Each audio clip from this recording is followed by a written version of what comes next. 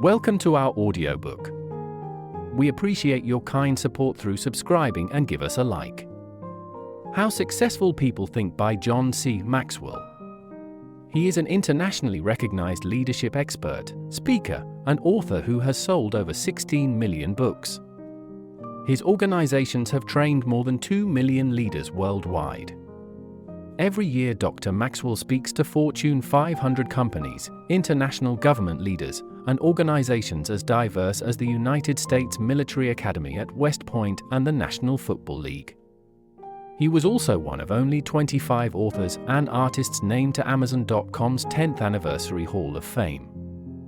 3 of his books, The 21 Irrefutable Laws of Leadership, Developing the Leader Within You, and The 21 Indispensable Qualities of a Leader, have each sold over 1 million copies. Good thinkers are always in demand. Good thinkers solve problems, they never lack ideas that can build an organization, and they always have hope for a better future.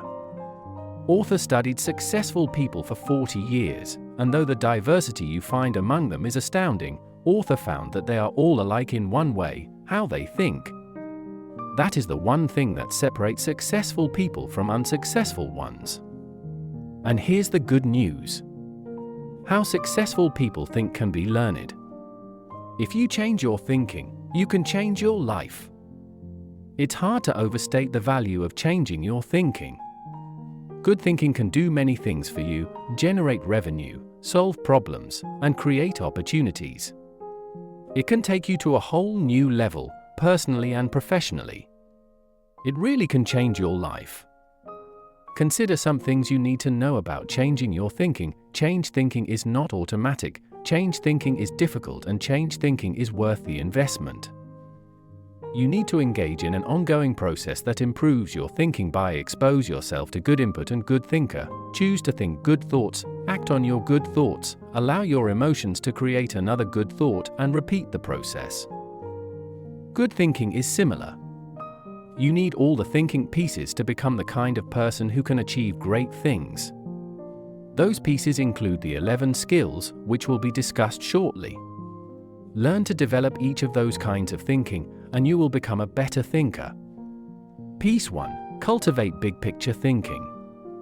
Big picture thinking can benefit any person in any profession. When 2 parents are fed up with potty training, poor grades, or fender benders, and one reminds the other that the current difficult time is only a temporary season, then they benefit from thinking big picture. Big picture thinking brings wholeness and maturity to a person's thinking. It brings perspective.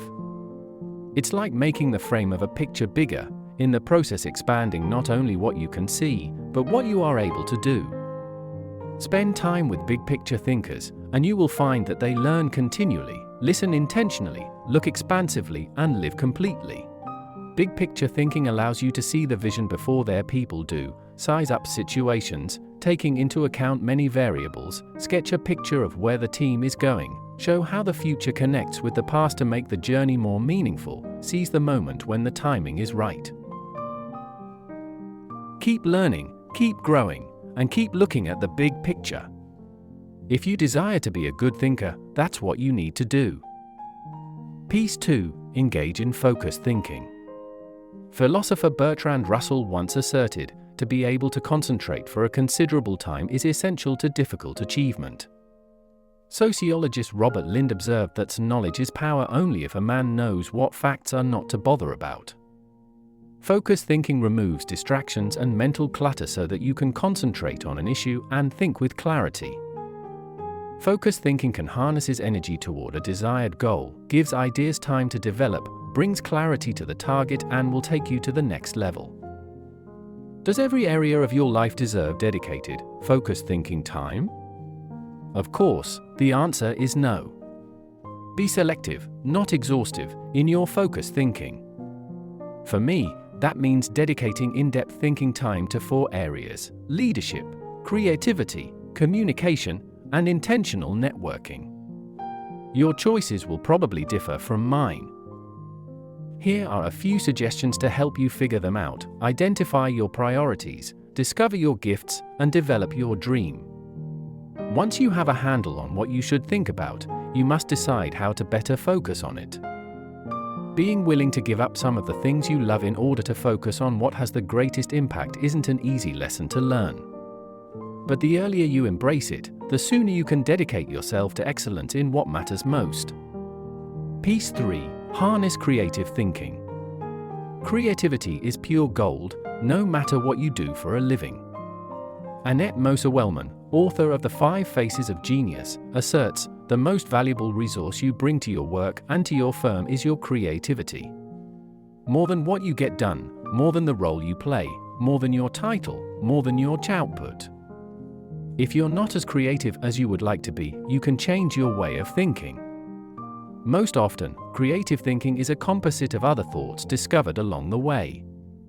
Even the great artists, whom we consider highly original, learned from their masters, modeled their work on that of others, and brought together a host of ideas and styles to create their own work. At this point you may be saying, okay, I'm convinced that creative thinking is important. But how do I find the creativity within me? How do I discover the joy of creative thought? Here are 5 ways to do it. First, remove creativity killers such as I am not creative person, it's not practical. Second, think creatively by asking the right questions. Third, develop a creative environment. Fourth, spend time with other creative people. And last one, get out of your box. The most effective way to help yourself get out of the box is to expose yourself to new paradigms. One way you can do that is by traveling to new places. Explore other cultures, countries, and traditions. Find out how people very different from you live and think. Another is to read on new subjects. I'm naturally curious and love to learn, but I still have a tendency to read books only on my favorite subjects, such as leadership. I sometimes have to force myself to read books that broaden my thinking, because I know it's worth it. If you want to break out of your own box, get into somebody else's. Read broadly. Piece 4. Employ realistic thinking. As anyone knows who's been out of school for a few years, there's usually a huge gap between a college education and the reality of the working world. Reality is the difference between what we wish for and what is. It took some time for me to evolve into a realistic thinker. The process went in phases. If you're a naturally optimistic person, as I am, you may not possess great desire to become a more realistic thinker. But cultivating the ability to be realistic in your thinking will not undermine your faith in people, nor will it lessen your ability to see and seize opportunities. Instead, it will add value to you in other ways, such as minimize downside risk, catalyst for change, give you credibility, and so on. Because I'm naturally optimistic rather than realistic, I've had to take concrete steps to improve my thinking in this area. Here are 5 things I do to improve my realistic thinking. By develop an appreciation for truth. Do your homework such as what others have done in similar circumstances. Think through the pros and cons of an issue to give you a strong dose of reality. Picture the worst case scenario and align your thinking with your resources. Piece 5. Utilize strategic thinking. When you hear the words strategic thinking, what comes to mind? Do visions of business plans dance in your head? Do you conjure up marketing plans, the kind that can turn a company around? Perhaps, but strategy doesn't have to be restricted to military action or even to business. Strategic thinking can make a positive impact on any area of life. I've observed that most people try to plan their lives one day at a time. They wake up, make up their to-do list, and dive into action, although some people aren't even that strategic. Strategic thinking helps me to plan, to become more efficient, to maximize my strengths, and to find the most direct path toward achieving any objective. The benefits of strategic thinking are numerous.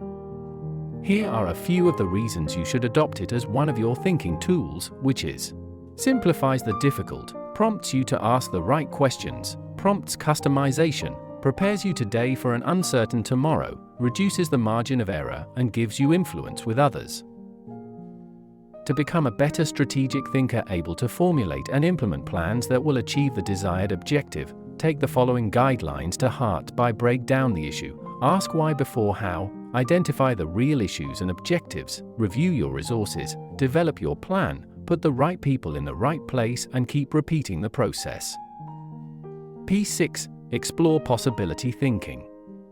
People who embrace possibility thinking are capable of accomplishing tasks that seem impossible because they believe in solutions. If you are a naturally positive person who already embraces possibility thinking, then you're already tracking with me. However, some people, rather than being optimistic, are naturally negative or cynical. They believe that possibility thinkers are naive or foolish. If your thinking runs toward pessimism, let me ask you a question: how many highly successful people do you know who are continually negative? How many impossibility thinkers are you acquainted with who achieve big things? None. If you want possibility thinking to work for you, you should stop focusing on the impossibilities, stay away from the experts, do more to shoot down people's dreams than just about anybody else, look for possibilities in every situation, dream one size bigger, question the status quo. People often forget that you can't improve and still stay the same. Growth means change. Change requires challenging the status quo and find inspiration from great achieve. People who believe they can't, but if you believe you can, you can. That's the power of possibility thinking. Piece 7. Learn from reflective thinking. The pace of our society does not encourage reflective thinking. Most people would rather act than think. Now, don't get me wrong. I'm a person of action. I have very high energy and I like to see things accomplished. But I'm also a reflective thinker. Reflective thinking is like the crockpot of the mind. It encourages your thoughts to simmer until they are done. As I go through this process, my goal is to reflect so that I might learn from my successes and mistakes, discover what I should try to repeat, and determine what I should change. It is always a valuable exercise. Ultimately, reflective thinking has three main values. It gives me perspective within context, it allows me to continually connect with my journey, and it provides counsel and direction concerning my future. It is an invaluable tool to my personal growth. Few things in life can help me learn and improve the way reflective thinking can. Piece 8. Question popular thinking. If you want to become a good thinker, then start preparing yourself for the possibility of becoming unpopular. Popular thinking has often proved to be wrong and limiting. Questioning it isn't necessarily hard once you cultivate the habit of doing so. The difficulty is in getting started. Begin by think before you follow, appreciate thinking different from your own, continually question your own thinking, try new things in new ways, and get used to being uncomfortable. If you embrace unpopular thinking and make decisions based upon what works best and what is right rather than what is commonly accepted, know this: in your early years, you won't be as wrong as people think you are. In your later years, you won't be as right as people think you are. And all through the years, you will be better than you thought you could be.